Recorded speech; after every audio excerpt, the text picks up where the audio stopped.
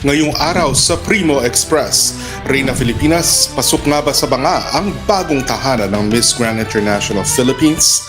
MGI All-Stars 2026, masyado bang maaga para sa ikalawang edisyon?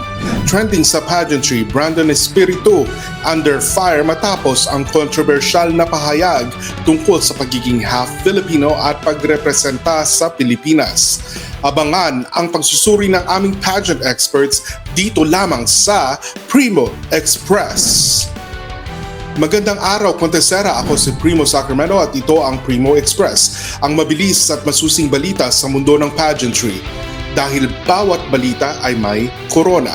Unang balita, isang malaking pagbabago ang yumanig sa Philippine pageantry matapos ilunsad ang bagong national pageant na Reyna Filipinas sa pangunguna ng kilalang shoe designer at pageant personality na si Jojo Bergais. Sa ilalim ng Reyna Filipinas, dito na pipiliin ang mga kinatawan ng Pilipinas para sa international pageants na Miss Grand International at Miss Globe.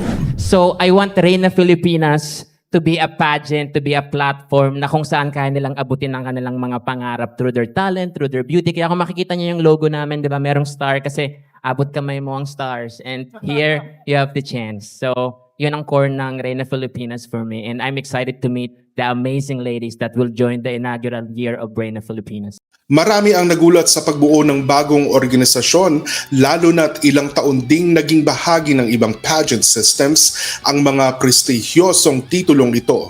Hindi maikakaila na nagdulot ito ng malaking usapan at diskusyon sa pageant community.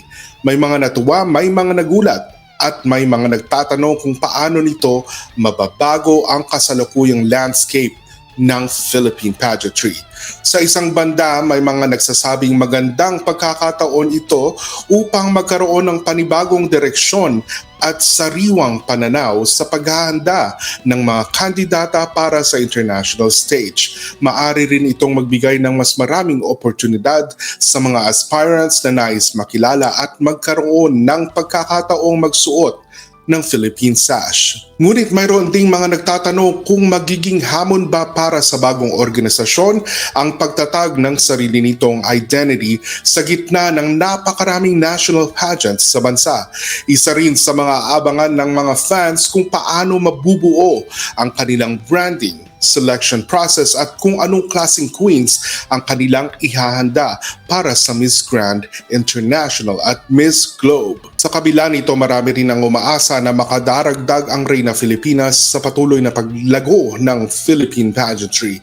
Kilala ang Pilipinas bilang isa sa mga pinakamalakas na bansa sa larangan ng beauty pageants at anumang bagong platform na nagbibigay ng oportunidad sa mga Filipina ay maaring makatulong upang mapalawak pa ang impluwensya ng bansa sa international stage. Mula sa Edmonton, Canada, alamin natin ang opinyon ng ating pageant analyst na si Andy Schaaf ng Pageant Chika. Magandang araw sa iyo, Kuya Andy. Hello, good morning, good evening, wherever you are in the world. Ito po uli ako, si Andy Schaaf. Kamusta na, Primo, and thanks for having me. Maraming salamat sa iyo, Kuya Andy. Ito ang iyong tanong. Sa tingin mo ba ay magandang hakbang para sa Philippine pageantry ang pagbuo ng Reyna Filipinas? O sa dami ng national pageants ngayon ay may posibilidad na mahati ang suporta ng fans, sponsors at mga kandidata? I think magiging successful din eventually itong Reyna Filipinas. And for me, myself, I'm a little bit on a half-baked mode on this one. So I would wait na lang to see it kung ano ba talaga yung ihahain nila, kung anong klaseng platform ang meron sila.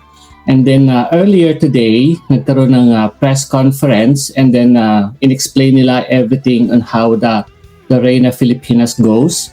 And I think it's gonna be good also. And with regards to the other platform naman, sana maging tulad din sila ng Reyna's Filipinas at matulungan din nila ang lahat ng mga babaeng gustong sumali sa pagiging pageant queen.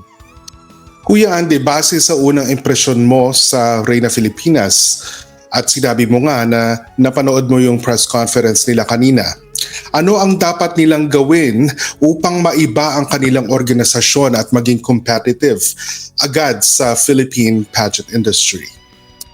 I would think ang nasabi naman nila sa press conference kung ano yung purpose nila with this one. And then for me lang ang aking my own opinion, ang dapat nilang gawin is to prove the fans or the enthusiasts, the pageant enthusiasts and fans na talagang they are willing to help not only to be a queen ang isang babae but to give them a life that they need na magpang long term. And hopefully this kind of matter of vision and mission would be able to happen na.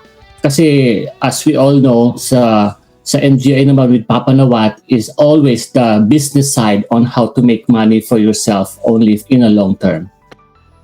Gaano ka ka-excited sa bagong organisasyon na to?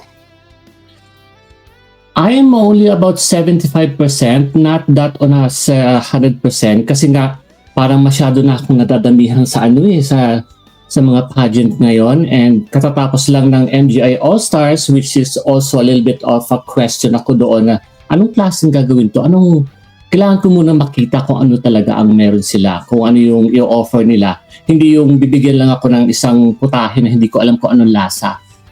Bibigyan ako ng pansit pero lasang adobo pala. Parang tipong ganun. And that's how I see the Reina Filipinas din. So I would rather see it first on my own eyes and then my own taste, and then from there I'll see what I can if I'm gonna be excited or not in the long run. Maraming salamat sa iyo, Kuya Andy. At ngayon, puntahan naman natin ang susunod na mainit na balita.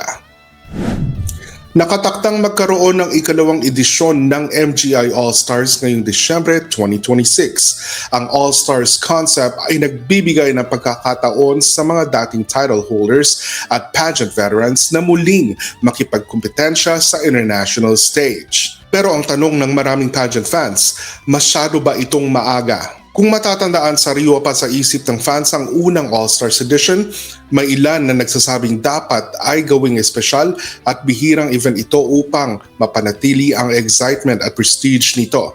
Kapag masyadong madalas itong ginagawa, maaring mawala ang pagiging espesyal ng kompetisyon. Sa kabilang banda, may mga naniniwala na sapat ang demand mula sa fans at dating queens upang suportahan ang panibagong All-Stars edition. Isa rin itong pagkakataon upang mabigyan ng second chance ang mga kandidatang minsan naging malapit sa corona ngunit hindi pinalad na manalo. Ngunit worth it ba ito?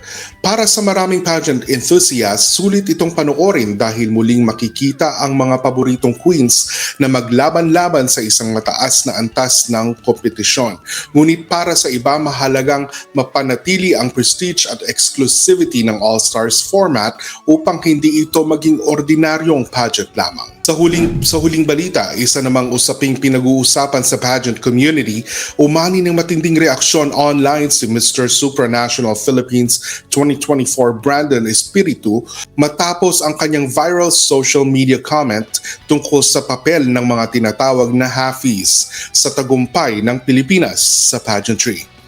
Nagsimula ang kontrobersya matapos ang isang online exchange kung saan nagkomento si Jether Palomo ng I pledge allegiance to the flag na may kasamang American flag emoji.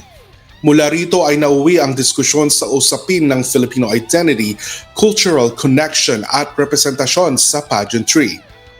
Habang nagpapatuloy ang palitan ng komento, sinabi ni Brandon na marami sa mga naging frontrunners ng Pilipinas ay may halong lahing Pilipino at nagbigay ng pahayag na ayon sa kanya, this country wouldn't have a chance on the national stage without us halfies. Agad itong umani ng kritisismo mula sa ilang pageant fans at netizens na nagsabing tila nababawasan ang ambag ng mga Pilipinong kandidato na lumaki at nahubog mismo sa Pilipinas.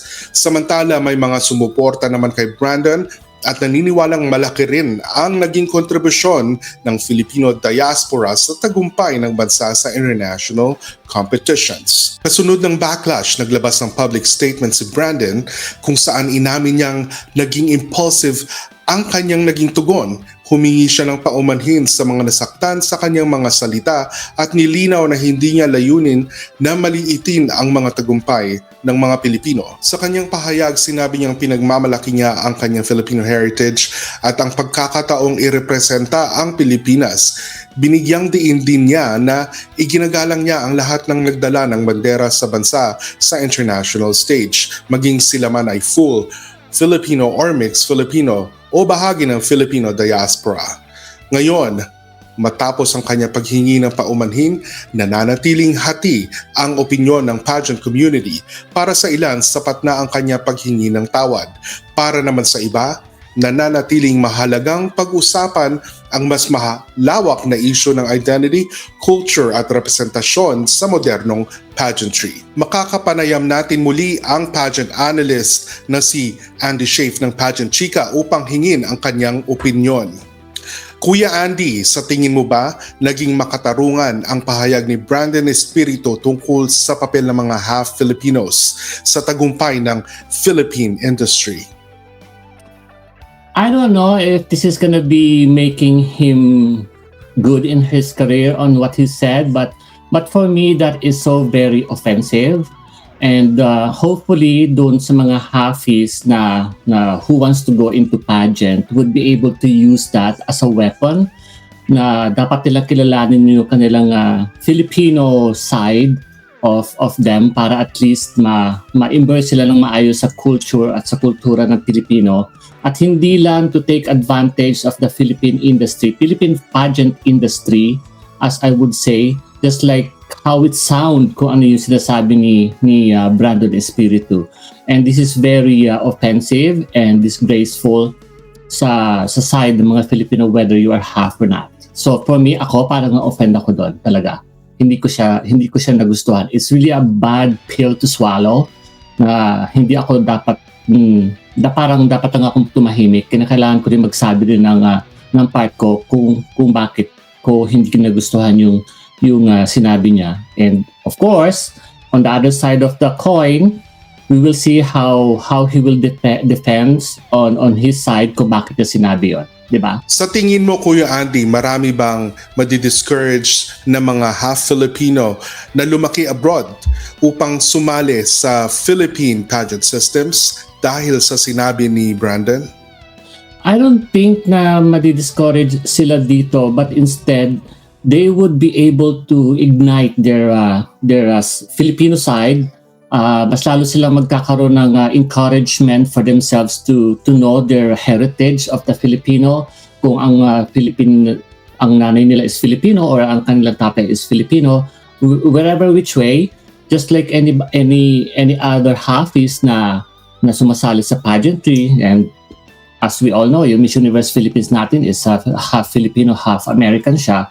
So definitely, this will make use as a weapon and trigger them to defend yung pagiging Pilipino nila as a halfie. At ang huling tanong ko sa iyo, Kuya Andy, kung ikaw ay mabibigyan ng oportunidad para kausapin directly si Brandon, ano ang sasabihin mo sa kanya? I would ask him to at least give a public statement, a video statement kung ano ba talaga yung nangyari, kasi may lumalabas na sinasabi niya on his side that it was his PA who wrote those messages or those comments in online and not him. So if that is real truth, nothing but the truth, and it's not a lie, well then maybe we are, he's entitled for yung forgiveness to all of the Filipinos. Maraming salamat sa iyo, Kuya Andy, at don't forget na mag-subscribe sa kanyang channel na Pageant Chika. At dyan po nagtatapos ang ating mga pangunahing balita sa unang episode ng Primo Express. Maraming salamat sa panonood. Ako si Primo Sacramento at ito ang Primo Express. Mabilis, matapang at may korona ang bawat balita.